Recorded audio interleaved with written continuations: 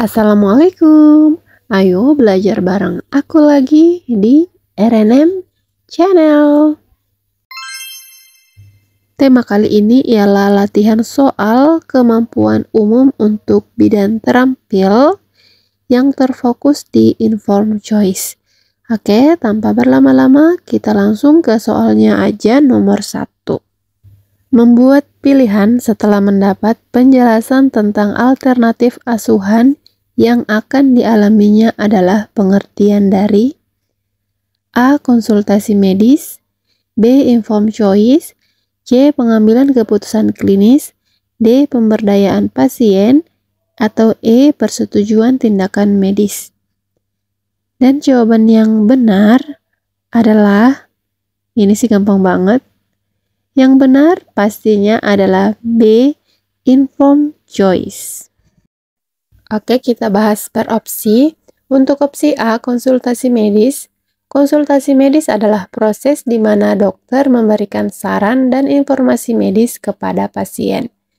Namun, konsultasi medis tidak selalu berarti pasien membuat pilihan berdasarkan informasi tersebut. Untuk opsi B, informed choice. Informed choice adalah proses di mana pasien membuat keputusan setelah menerima penjelasan lengkap tentang alternatif asuhan, termasuk manfaat dan risiko dari setiap opsi. Nah, ini adalah definisi yang tepat sesuai dengan soal. Dan untuk opsi C, pengambilan keputusan klinis. Pengambilan keputusan klinis biasanya melibatkan dokter dalam menentukan tindakan medis yang tepat. Sementara pasien mungkin dilibatkan, istilah ini tidak secara spesifik menekankan pemahaman pasien tentang alternatif dan risiko. Untuk opsi D, pemberdayaan pasien. Pemberdayaan pasien adalah proses membantu pasien menjadi lebih terlibat dan berpengetahuan tentang kesehatannya sendiri. Meskipun ini terkait dengan informed choice, pemberdayaan tidak secara spesifik merujuk pada membuat pilihan setelah penjelasan tentang alternatif asuhan. Dan untuk opsi E, persetujuan tindakan medis. Persetujuan tindakan medis berarti pasien menyetujui tindakan medis yang akan dilakukan. Namun ini tidak secara spesifik melibatkan penjelasan rinci tentang semua alternatif dan risiko, serta pengambilan keputusan yang disadari. Oke, dengan memahami pengertian informed choice, pasien dapat membuat keputusan yang lebih tepat dan sesuai dengan kondisi kesehatannya setelah mendapatkan penjelasan lengkap dari tenaga medis. Jadi udah cocok jawabannya informed choice. Soal nomor 2.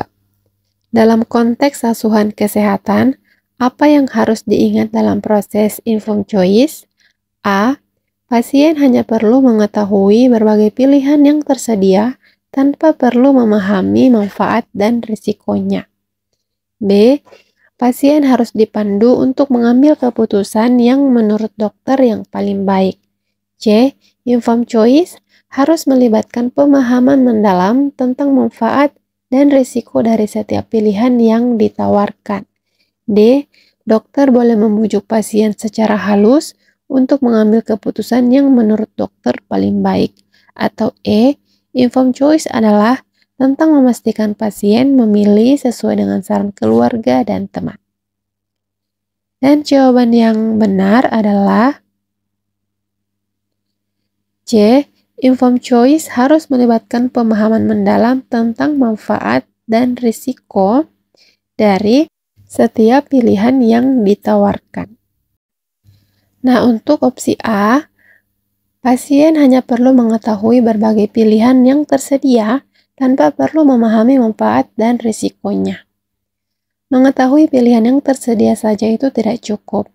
Informed choice berarti pasien juga harus mengerti manfaat dan risiko dari setiap pilihan untuk membuat keputusan yang tepat. Untuk opsi B, pasien harus dipandu untuk mengambil keputusan yang menurut dokter paling baik. Meskipun panduan dokter penting, informed choice menekankan bahwa keputusan akhir harus didasarkan pada pemahaman pasien tentang semua pilihan yang diberikan, bukan hanya berdasarkan panduan dokter. Kemudian untuk opsi C, Informed choice harus melibatkan pemahaman mendalam tentang manfaat dan risiko dari setiap pilihan yang ditawarkan. Ini adalah inti dari informed choice. Pasien harus memiliki pemahaman yang jelas dan lengkap tentang manfaat dan risiko dari setiap opsi sebelum membuat keputusan. Untuk opsi D, dokter boleh membujuk pasien secara halus untuk mengambil keputusan yang menurut dokter paling baik. Membujuk atau memaksa pasien, bahkan secara halus, bertentangan dengan prinsip informed choice. Keputusan harus sepenuhnya berdasarkan pemahaman pasien, bukan pengaruh dari dokter. Dan untuk opsi E, informed choice adalah tentang memastikan pasien memilih sesuai dengan saran keluarga dan teman. Meskipun saran keluarga dan teman bisa berpengaruh, informed choice harus didasarkan pada informasi medis dan pemahaman pasien tentang manfaat dan risiko dari setiap pilihan yang ditawarkan, bukan sekedar mengikuti saran dari orang lain. Soal nomor 3. Sebagai seorang bidan dalam memberikan informed choice kepada klien, tindakan yang harus dilakukan meliputi A. Memberikan informasi yang berlebihan agar klien merasa lebih yakin. B. Mengarahkan klien untuk memilih asuhan tertentu berdasarkan pengalaman pribadi. C. Memberikan informasi yang objektif, mudah dimengerti dan diingat, serta tidak berlebihan. D. Memperlakukan klien dengan formalitas tinggi untuk menjaga profesionalisme. Atau E. Membiarkan klien membuat keputusan sendiri tanpa bantuan bidan dalam mengenali kebutuhan dan kondisi. Dan jawaban yang benar adalah C. Memberikan informasi yang objektif, mudah dimengerti dan diingat, serta tidak berlebihan. Kita bahas per opsi lagi. Untuk opsi A, memberikan informasi yang berlebihan agar klien merasa lebih yakin. Memberikan informasi yang berlebihan dapat membingungkan dan membuat klien merasa kewalahan. Penting untuk memberikan informasi yang cukup dan relevan tanpa membuat klien bingung. Opsi B, mengarahkan klien untuk memilih asuhan tertentu berdasarkan pengalaman pribadi bidan. Mengarahkan klien berdasarkan pengalaman pribadi bidan bisa mengarah pada bias dan tidak sesuai dengan prinsip informed choice, di mana klien harus membuat keputusan berdasarkan informasi objektif. Untuk opsi C, memberikan informasi yang objektif, mudah dimengerti dan diingat, serta tidak berlebihan. Ini adalah tindakan yang tepat karena informasi harus disampaikan secara objektif, jelas, dan dalam jumlah yang dapat dipahami dan diingat oleh klien, sehingga mereka dapat membuat keputusan yang berdasarkan pengetahuan.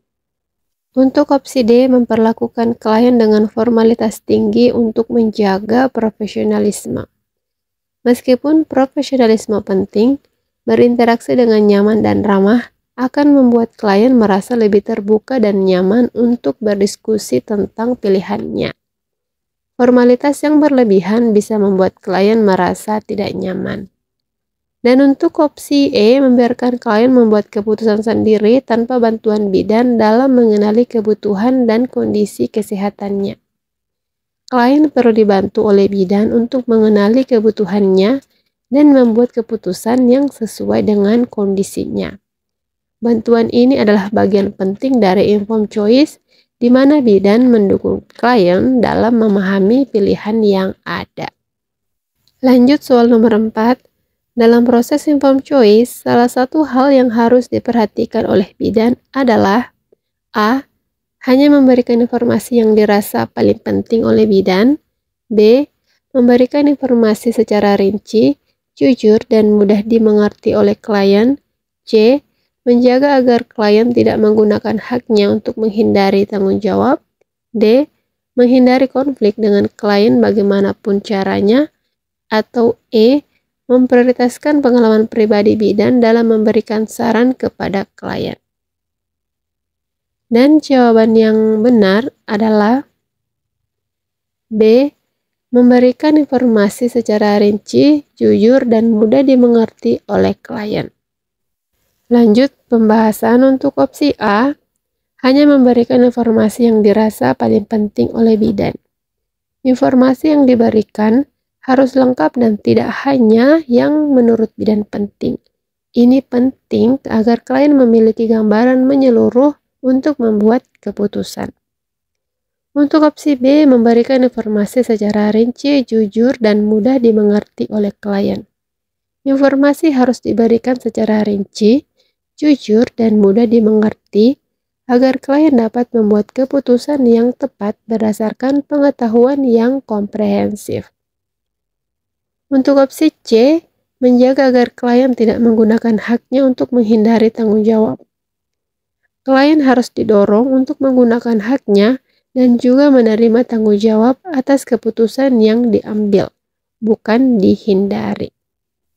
Untuk opsi D, menghindari konflik dengan klien bagaimanapun caranya. Konflik tidak selalu harus dihindari. Menghadapi konflik dengan cara positif bisa menjadi kesempatan untuk evaluasi ulang dan memperbaiki pemahaman. Oke, dan untuk opsi E, memprioritaskan pengalaman pribadi bidan dalam memberikan saran kepada klien. Saran harus didasarkan pada informasi objektif dan bukti ilmiah, bukan hanya pengalaman pribadi bidan. Oke, kita lanjut ke soal nomor 5.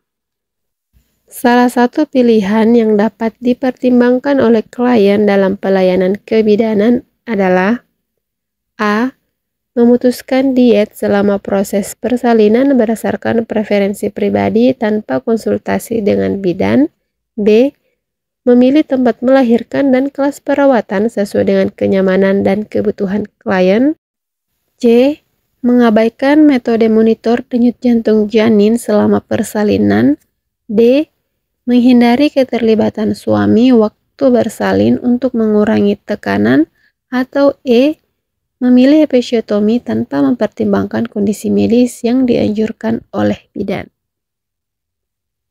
Dan jawaban yang benar adalah B. Memilih tempat melahirkan dan kelas perawatan sesuai dengan kenyamanan dan kebutuhan klien. Pembahasannya untuk opsi A, memutuskan diet selama proses persalinan berdasarkan preferensi pribadi tanpa konsultasi dengan bidan. Diet selama persalinan harus didiskusikan dengan bidan untuk memastikan nutrisi yang tepat dan keamanan bagi ibu dan bayi. Untuk opsi B, memilih tempat melahirkan dan kelas perawatan sesuai dengan kenyamanan dan kebutuhan klien. Ini adalah salah satu jenis pilihan yang penting dalam pelayanan kebidanan yang dapat disesuaikan dengan kebutuhan dan kenyamanan klien. Untuk opsi C, mengabaikan metode monitor denyut jantung janin selama persalinan.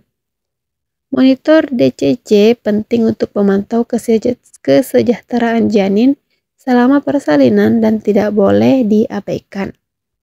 Untuk opsi D, menghindari keterlibatan suami waktu bersalin untuk mengurangi tekanan.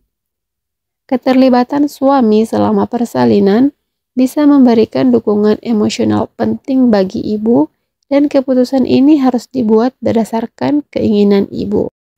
Dan untuk opsi E, memilih episiotomi tanpa mempertimbangkan kondisi medis yang dianjurkan oleh bidan. Episiotomi harus dilakukan berdasarkan indikasi medis, bukan semata-mata pilihan tanpa pertimbangan medis yang tepat. Oke, udah selesai pembahasan materi kita kali ini. Semoga bermanfaat untuk teman-teman yang masih berjuang. Nah, seperti biasa sebagai penutup, aku mau bacain salah satu kata bijak. Jangan takut melangkah karena jarak 1000 mil dimulai dari 1 langkah. Oke, tetap semangat!